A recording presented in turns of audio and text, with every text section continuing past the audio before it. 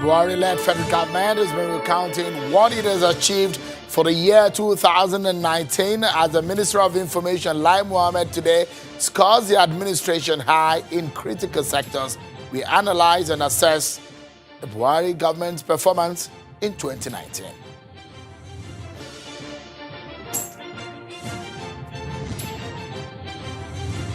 And the National Assembly is defending the 37 billion naira budget earmarked for the renovation of the National Assembly complex, saying they are not behind it.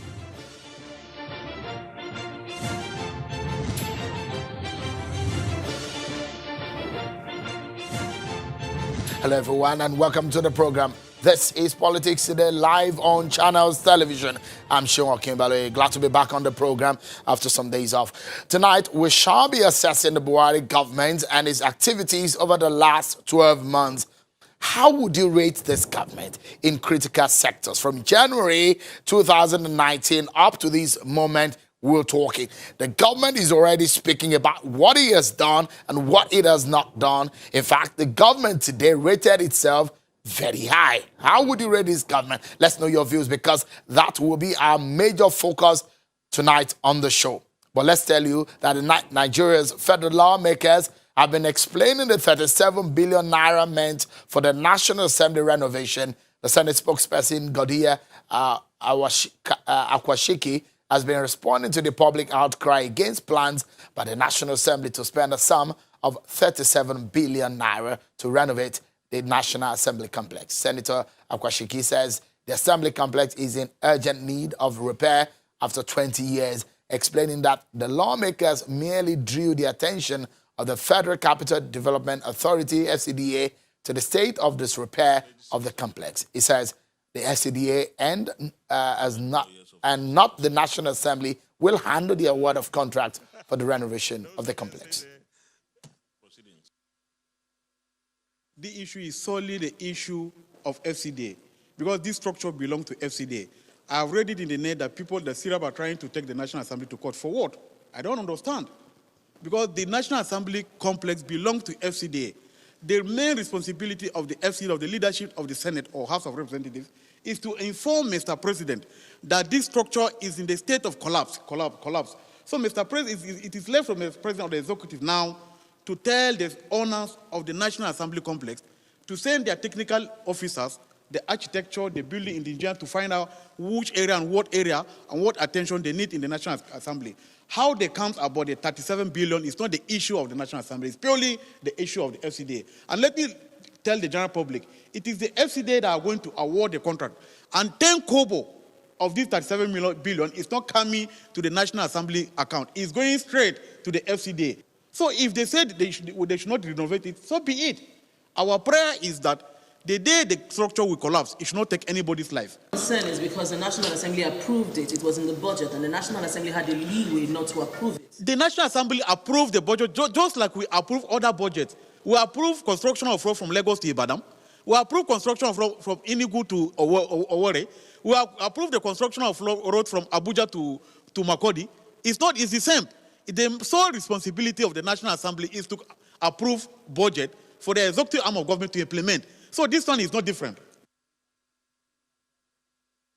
This is one money some Nigerians are very interested in.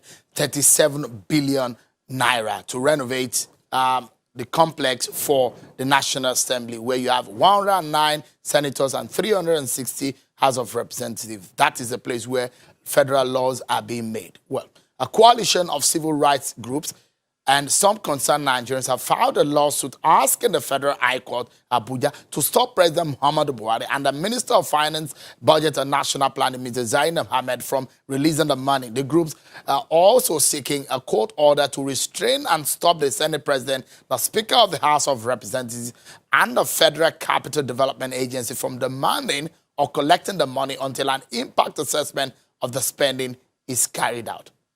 Indeed, Nigerians are very much interested in that. We'll see how that goes. Well, let's now check some other stories that you are interested in on our political roundup.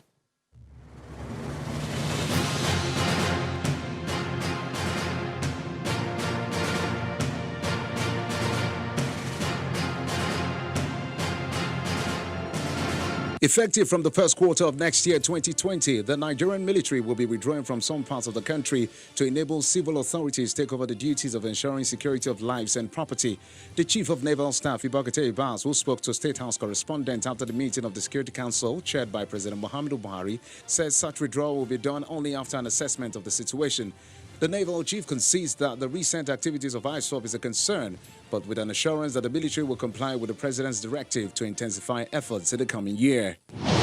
Following the recent Supreme Court judgment that validates Uche Nwosu as the authentic governorship candidate in the 2019 Imo governorship elections, the AA governorship candidate says the judgment has no doubt vindicated him, as he maintains that he remains a bona fide member of the All Progressives Congress in Imo State. It says it is not time to trade blames, but time to sue for peace and for members of the APC in Imo State to close ranks and work together in unity. He promises to support any candidate who emerges victorious at the Election Petition Tribunal case pending at the Supreme Court, insisting politics is not a do-or-die affair, but the interest of Imo State must be put first. Politics is not do-or-die affair. For me, politics is give and take. For the Supreme Court, they have given their decision. Whether good or bad, I accept it. What matters is Imo State. The Imo State government has inaugurated a joint state public service negotiating council to work out modalities for the implementation of the new minimum wage for workers in Imo State. Governor Hedioha mandates the negotiation council to study the new minimum wage salary structure, determine the financial implication for possible implementation, make necessary adjustments in line with the realities of the state's resources, and recommend to the state government a revised consolidated salary structure that the state resources can accommodate.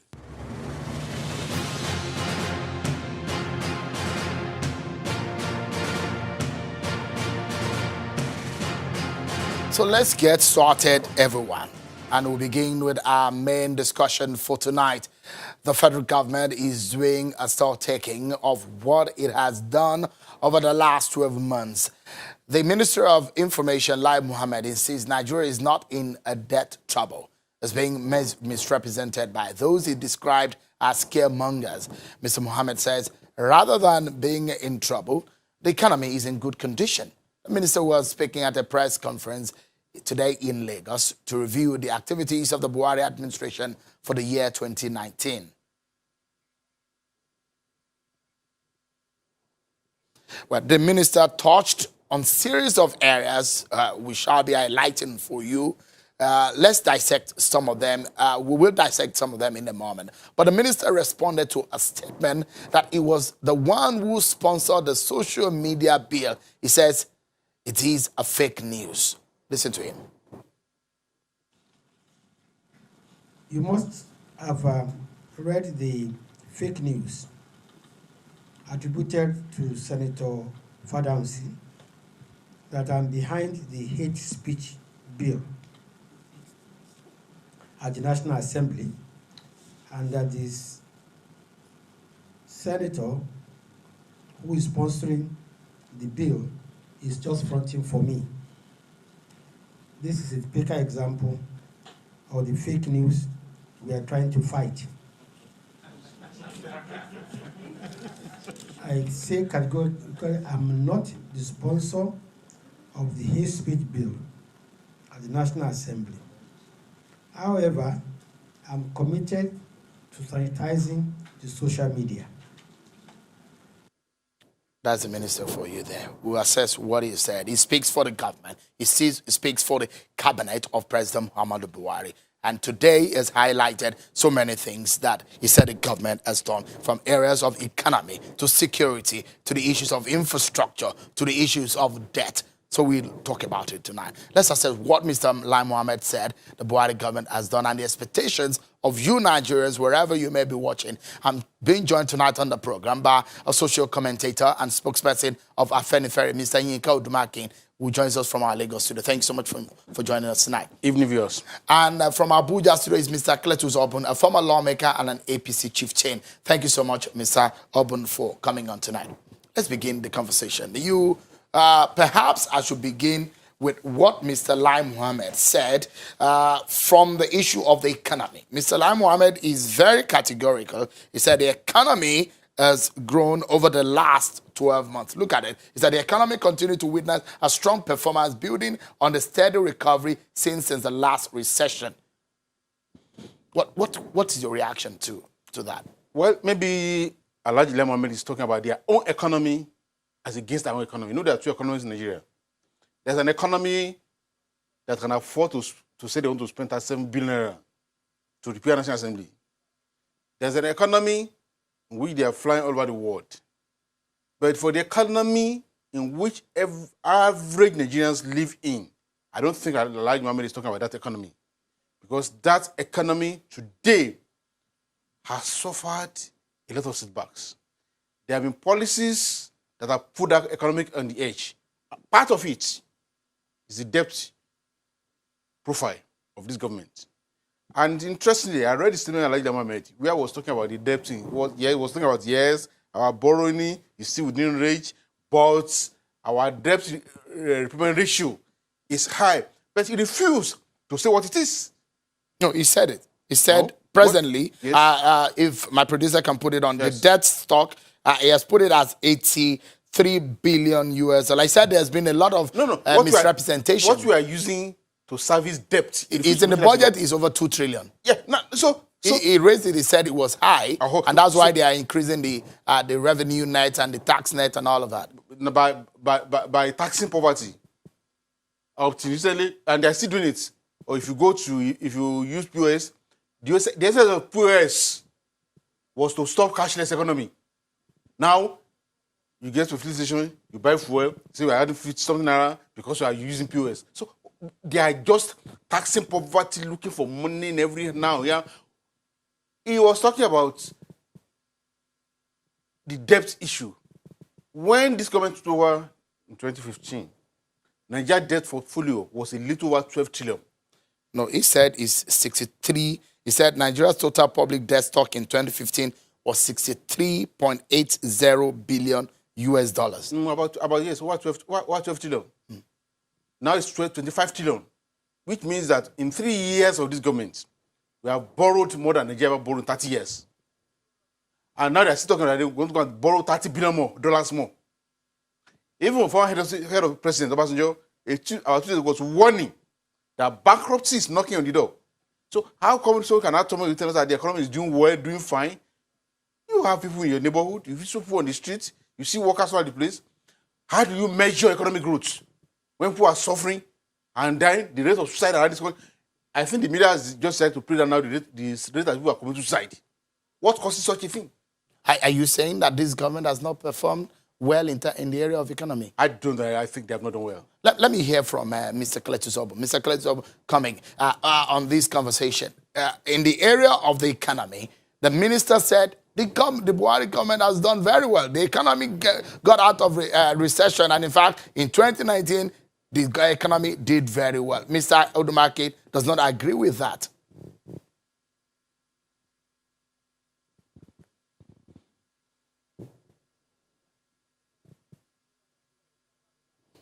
Apologies there for the mix-up with the audio from Abuja studio. We will fix it and go back to Mr. Obun in a moment.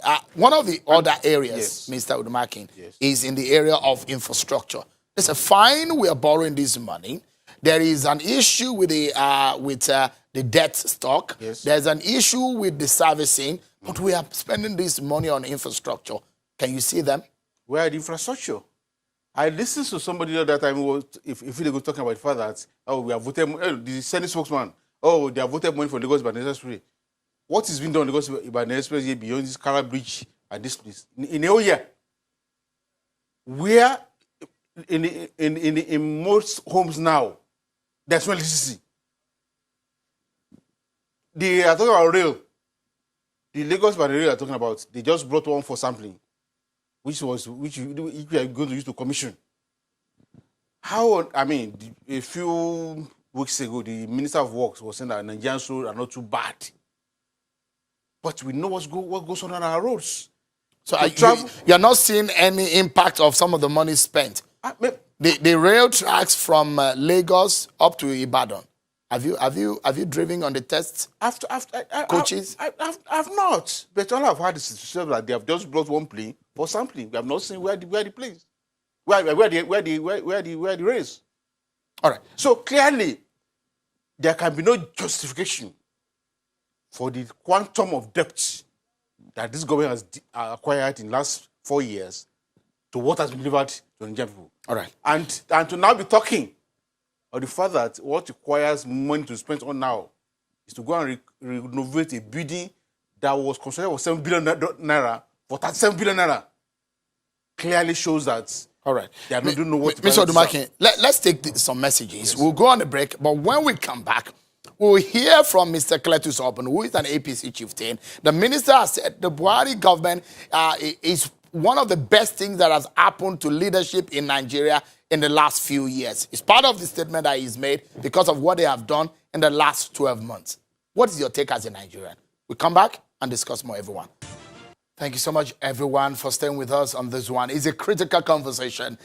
2019 is winding down, and tomorrow is the last day of the year. But the Buhari government has come forward to say, let us assess what we have done. And they've scored themselves very high.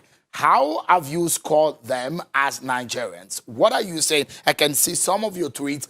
Keep them coming. I'll probably take some before the end of the program. Mr. Yinka Odunmakin, social commentator, spokesperson of Afenifere, has been talking to us. And Mr. Cletus Obun from our Abuja studio is a former lawmaker and an APC chieftain. We'll come to you in a moment. But Mr. Odunmakin, let me show you what this government says it has done on the issue of the fight against corruption.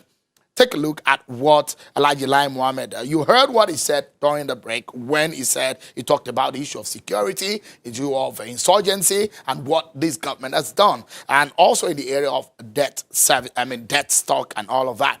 Take a look at what they said they've done in the area of the fight against corruption. He said this administration's fight against corruption is progressing on all fronts, including institutional reforms, loot recovery, and prosecution of alleged corrupt persons. This is not the first time Nigeria is fighting the cankerworm of corruption, but it is the first time that the fight is being backed by a strong political will, with a president renowned for his honor, dignity, and incorruptibility personality leading the fight. Your take, Mr. Odunmakin. Well, you see, one thing I noticed in that press conference was that if you know Alhaji Lai Mohammed very well, he vibrates when he talks. He's very a speaker who speaks with a lot of passion.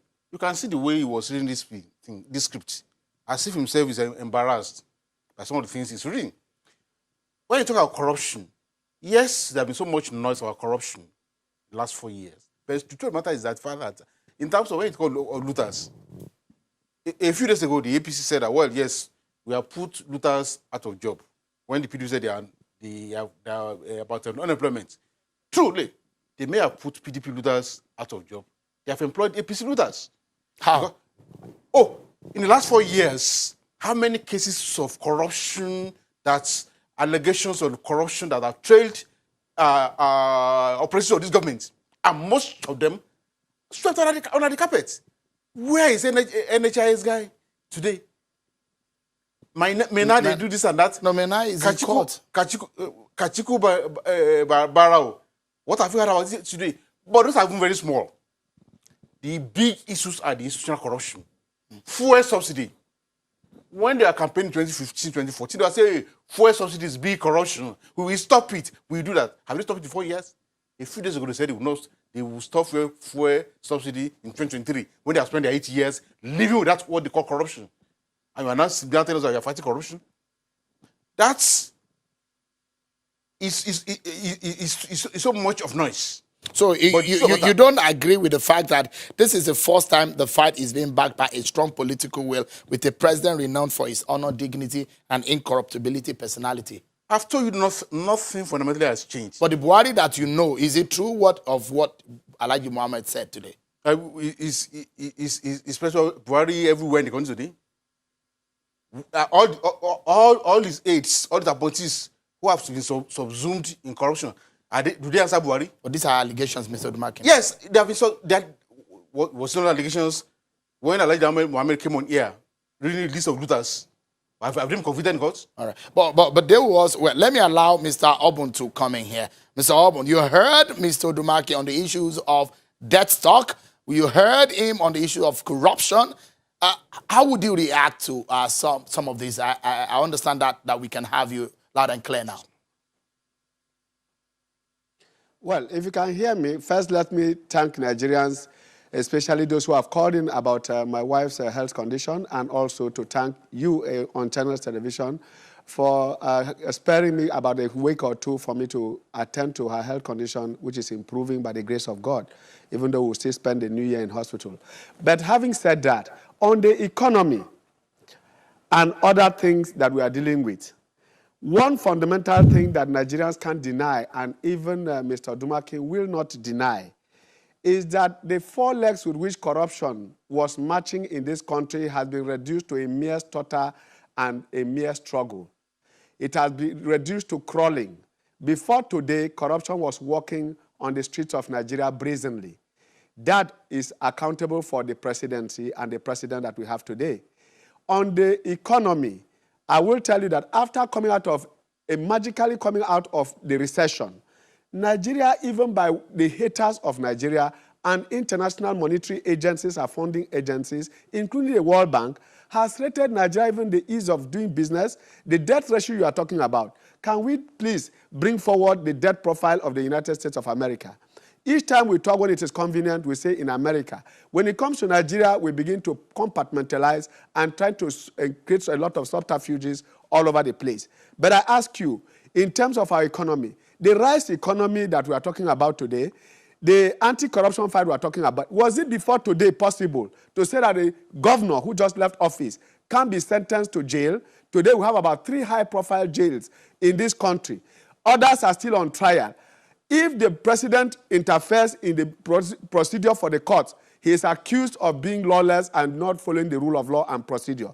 When he now sits back and waits for the courts to grind to a halt and bring out results, he is being accused of being slow on it and the list not being followed. I do think that in our criticism, we must not just be hyper-critical of our government, we must also profile solutions. What would be the fastest way of trying a court under our jurisprudence? What is the procedure for criminal offenses and for criminals of high-profile nature in our politics? 2, may we ask this question to Mr. Odunmakin. Will he deny that the Bill Courtney job that was started between Lagos-Ibadan on the rail and on the road was not part of the problems created in the last regime? And today, can he say in fairness that the railway progress on that rail line is not in making much progress on the road? He's just talking about the bridge. The east-west road we are talking about, the Calabar-Itu road for which youth have been demonstrating in the Niger Delta. And today, as we speak, the Makurdi-Abuja road, which is undergoing dualization. Is this supposed to be a turnkey technology or some magic that ought to happen? But that there is a political will, release of funding ahead of time, which is what we have not seen in this country. And even the return to the January... Apologies, Mr. Obun, because we have just less than 1 minute to the end of the program. And the last bit of what I want us to talk about in about 30 or 40 seconds is the issue of border closure. I may not be able to read because of our time. The federal government, Alhaji Lai Mohammed, said Nigeria is very close to self-food sufficiency. How true is that? Let me get your take, Mr. Obun, quickly in 20 seconds. That's where we hang the conversation tonight. Border closure was long overdue, and its impact is being felt. The inflation is expected because it's a long-term program and project. Therefore, the border closure is the best thing that could have happened. China did it for over 40, 50 years. America has done it. Mexico did it. Cuba has done it, and several others. And the impact on Africa, Nigeria being 1/5 of the African economy, is indeed a big player. Let's get the final take on this one from Mr. Odunmakin in just about 30 seconds or less. The border closure. It doesn't make much sense when you're not a productive economy. You are just closing border against needs, and what you're going to have is inflation. And your Minister of Finance admitted that you already have inflation over the place. And you are closing border in a section of the country, you are leaving borders open in another section of the country. What does that say? All right, Mr. Odunmakin, Mr. Obun, thank you so much, gentlemen. We are out of time, but this is the conversation we might be having even into 2020 and setting agenda for the new year. Well, I must sincerely thank you for coming tonight. Thank you so much, Mr. Odunmakin, for coming. And Mr. Obun, thank you also for coming on the show. But don't forget that all of what we have said tonight, this show, you can watch it again on our YouTube platform, Channels TV Web on YouTube. You can get a lot on what is happening on Channels Television on YouTube by subscribing. Click the subscribe button and you will be in the know. That's our show for tonight, everyone. Many thanks for watching. I'm Sean Kimale. Bye for now.